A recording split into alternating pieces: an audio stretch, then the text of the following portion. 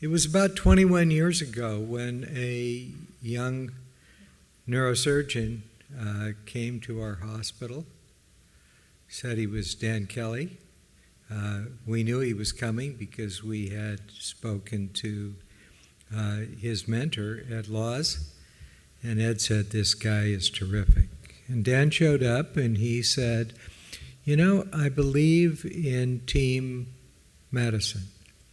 And he said, "Let's organize a cooperative arrangement between the neurosurgeons and the endocrinologists, involve as many of the disciplines as we can, and do an even better job than we have in the past taking care of patients with pituitary disorders." And we did, and it worked. Pejman Cohen joined us shortly thereafter. By us, I mean Dr. Christina Wang and myself. And recently, Garni Bakudarian has joined, helping us manage the patients and teaching our trainees. And Sylvia talked earlier about the whole concept, and as did Shireen. And these are really very, very important. Now, because we're late, I'm going to reduce some of the slides that I was going to show. But I would like to say that the area of hypogonadism in general and androgen deficiency in men has gone from sort of, yes, we know all about that, to an area of huge controversy in the last couple of years. And much of the controversy deals with the issue of benefit versus risk. And it's also terribly influenced by the great deal of marketing that's occurred by direct-to-patient efforts to convince the public, wisely or unwisely, that a large percentage of the individuals in this country and in the world have androgen deficiency. So we'll touch on a few of these things and a little bit on the controversy, but I have a lot more in the syllabus, which I won't have time to go over today. So the obligatory conflicts, I serve as a consultant for a number of people in both industry and government. But I think it's important to recognize, as Pejman has pointed out, that there are a number of levels of defects that exist in individuals who have androgen deficiency, as well as in females estrogen and progestin deficiency. And the problem can lie in the hypothalamus pituitary, or it can lie in the gonads themselves. But since this is a session that deals with pituitary disease, we're really dealing with hypothalamic pituitary disorders. However, it's important to recognize that a significant proportion of the individuals who are gonadally steroid deficient, both male and female, it's because they have hyperprolactinemia, which suppresses the releasing hormone from the hypothalamus and causes a functional type of hypogonadism. Now, as it turns out, and keep this in mind, that about half of the individuals with hyperprolactinemia who are gonadal steroid insufficient will recover when the hyperprolactinemia is reversed by medical or other types of treatment. The other half will remain gonadally insufficient because the mass effect of the adenoma, in the case of adenomas, or the mass effect of other tumors, has caused permanent damage to the gonadotropic hormones. So this just points out what we have talked about, and it was covered really quite well by Pejman. Now, I want you to recognize here that the replacement of testosterone in androgen-deficient males with pituitary insufficiency or other kind of deficiency really is a deficiency of a pre-hormone as well as a deficiency of a hormone itself.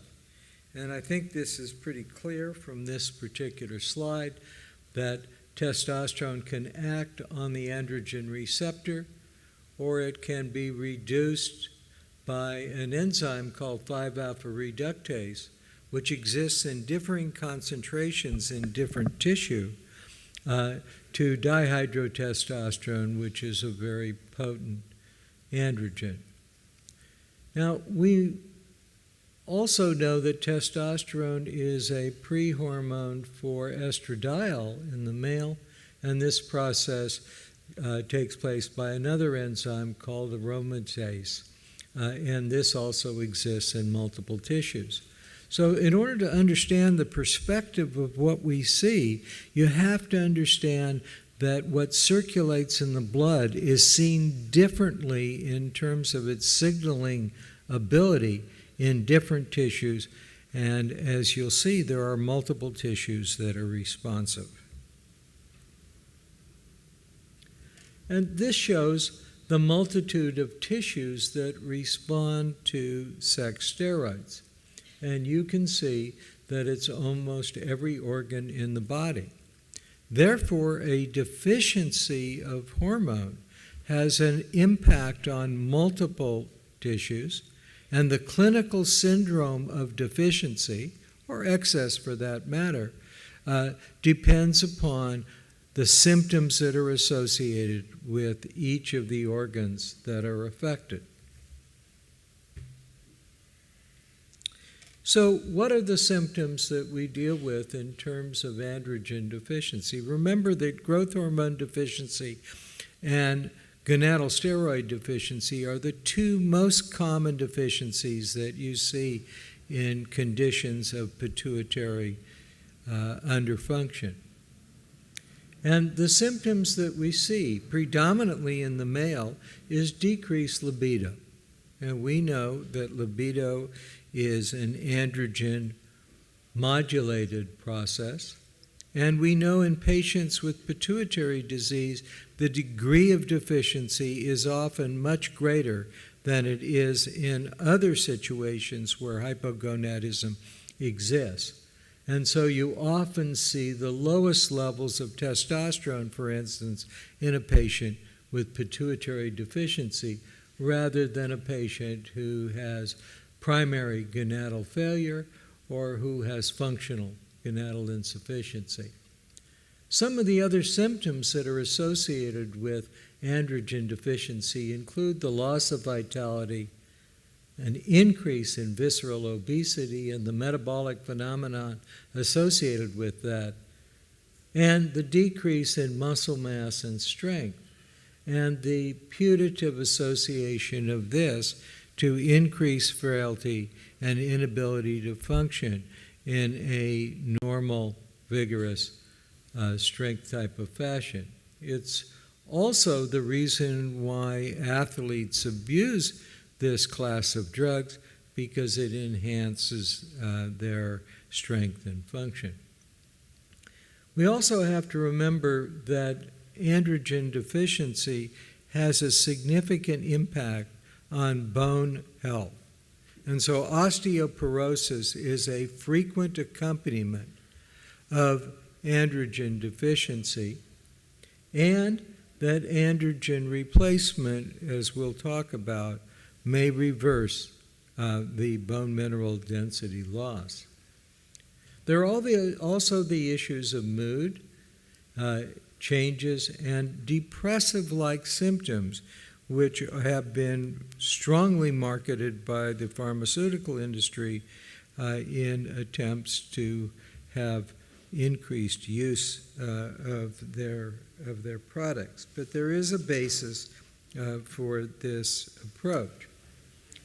So we now see the challenges in the diagnosis of male hypogonadism, and the guidelines are very clear that you need two things. You need a reproducibly low hormone level, and you need symptoms which are consistent with a deficiency of the hormone. So you need a clinical picture and you need a hormone deficiency which is reproducible.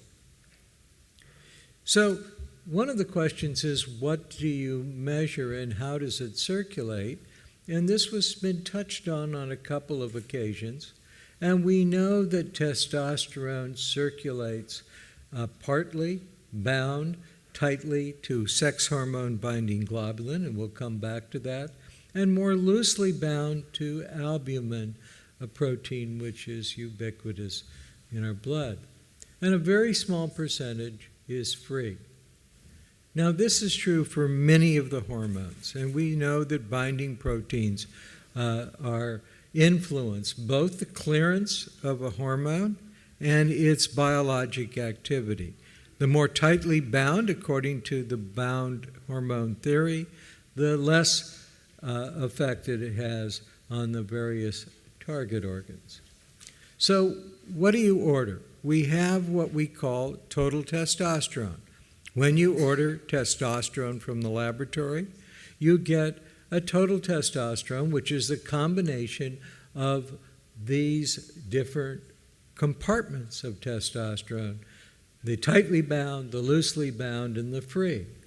If you order a bioavailable testosterone, then you end up with the combination of the free, which is a very small component, and the albumin bound, and the sex hormone binding globulin bound is not included.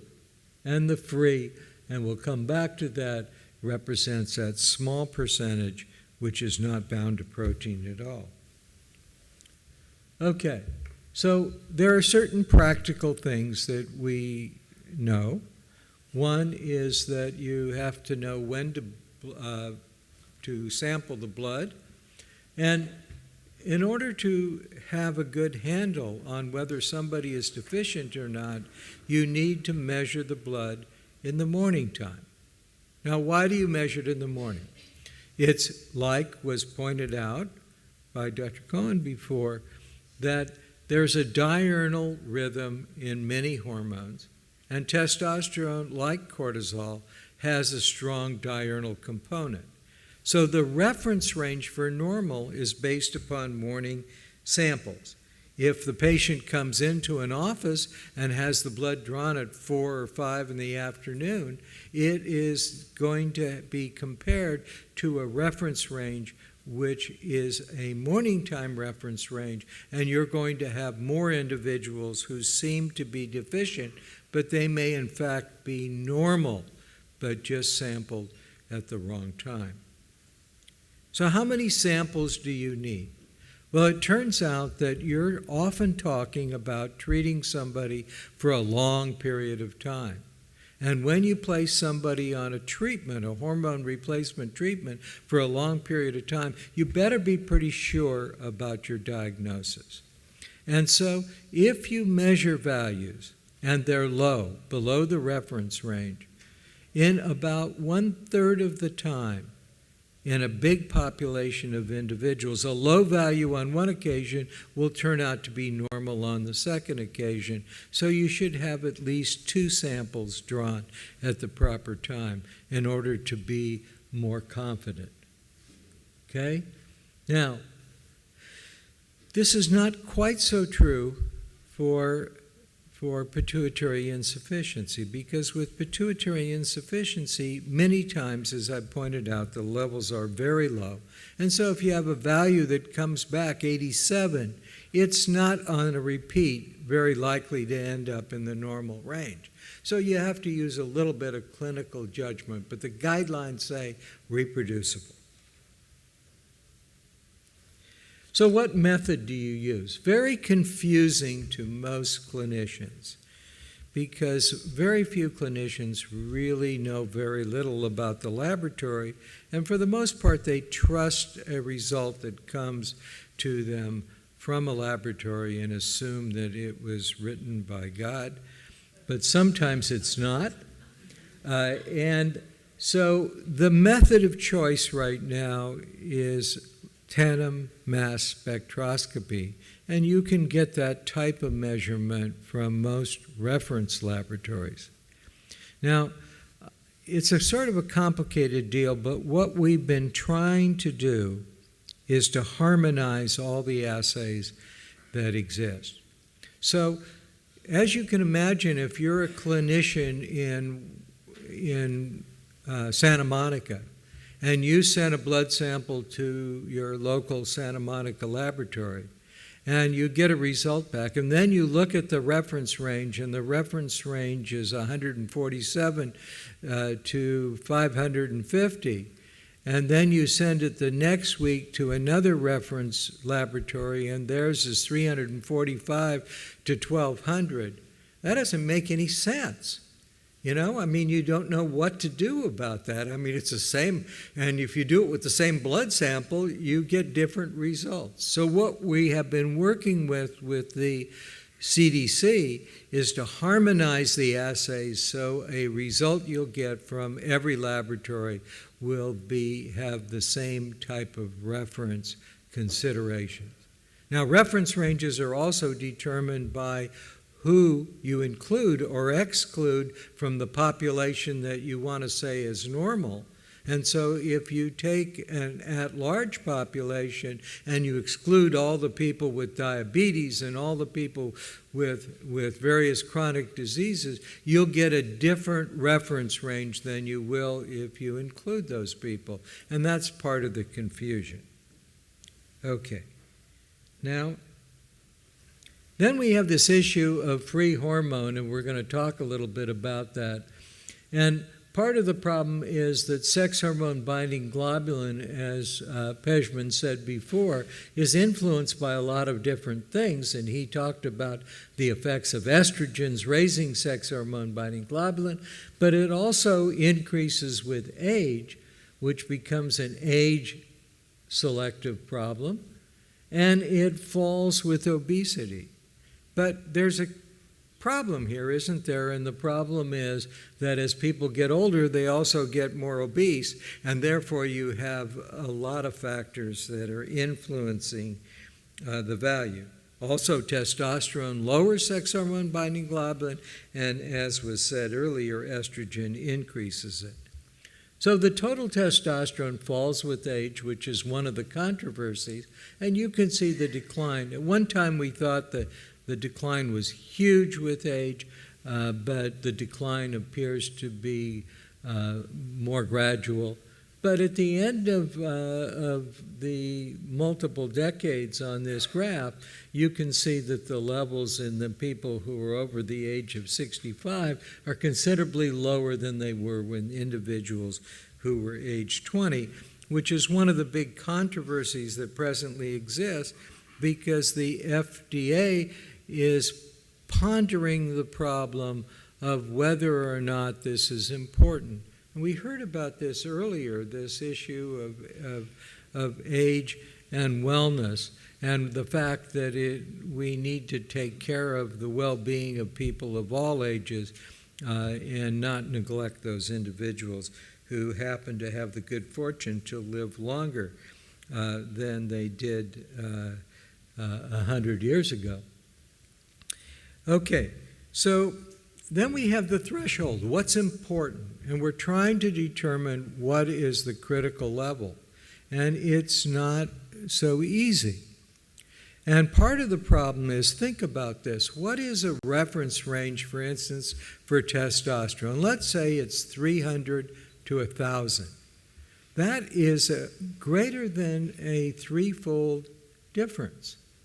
So part of the problem is, can you tell the difference between somebody who happens to have a testosterone of 900 and somebody who has a testosterone of 350? And the answer is, I don't think so.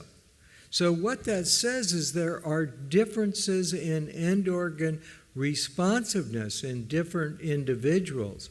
And so we don't know if somebody at one time was set to to be normal at a value of 500 and somebody else was set to be normal at 350, and whether there's a clinically important difference. So it's a complicated issue, and what we think of as endocrinology now is going to turn out to be nonsense 20 or 30 years from now, because we are going to be not measuring the convenience of blood levels, but we're going to be looking at biologic action at different end organs. Okay, so there have been efforts to try to determine what level you get symptoms in the population, and you can see that different symptoms for testosterone in a population occur at different blood levels.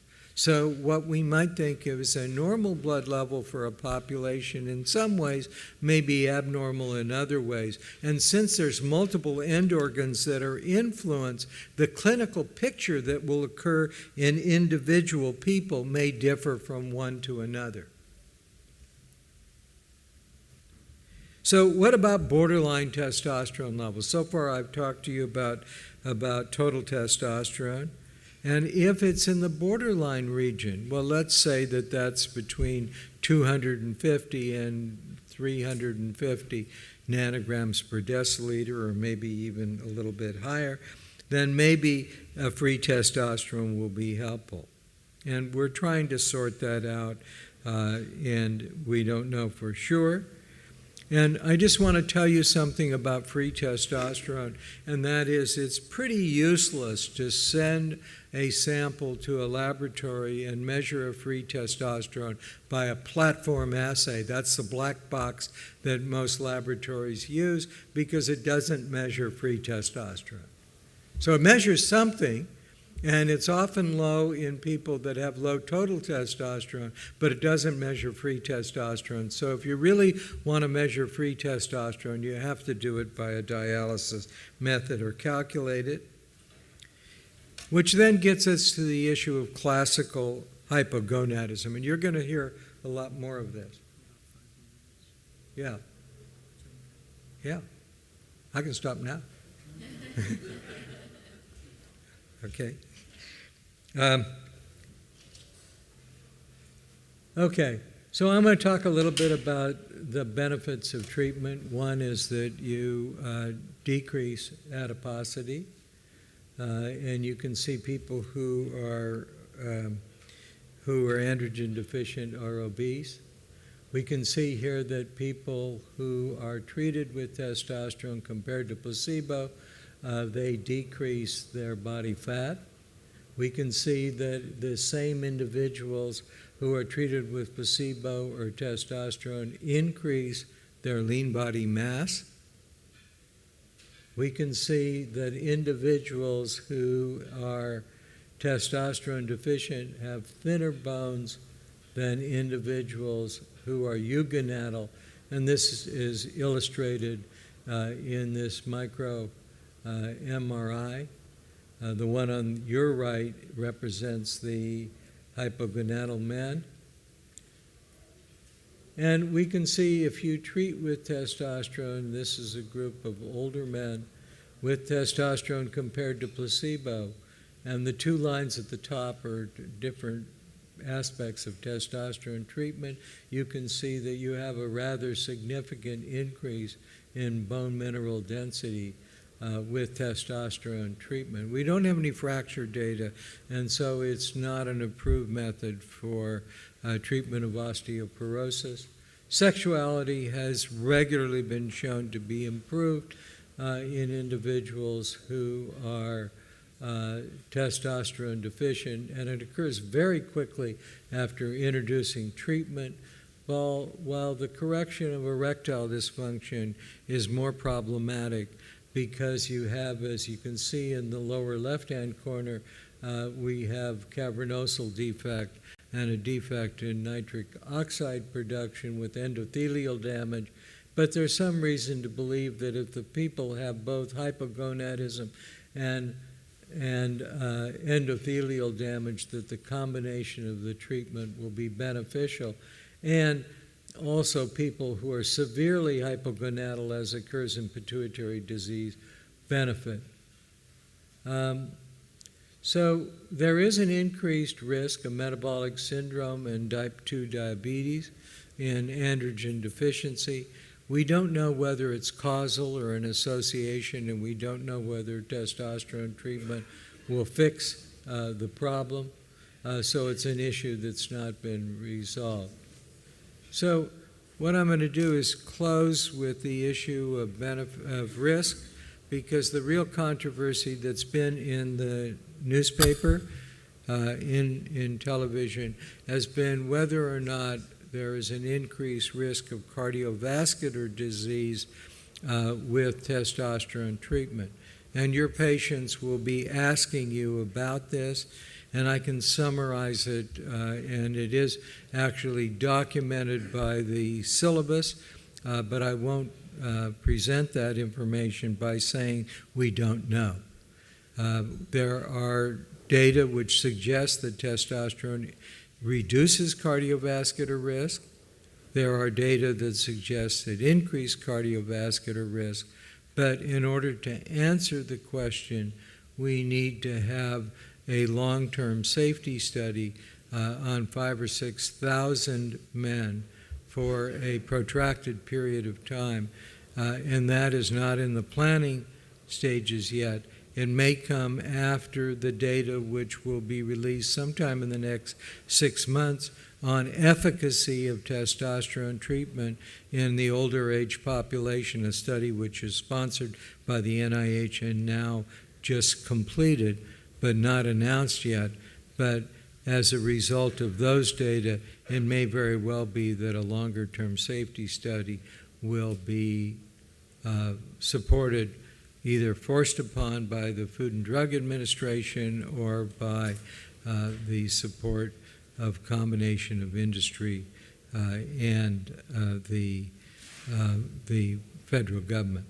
So I think I'll close it at that time. There's a lot more in the syllabus, but I think we've covered the best we can.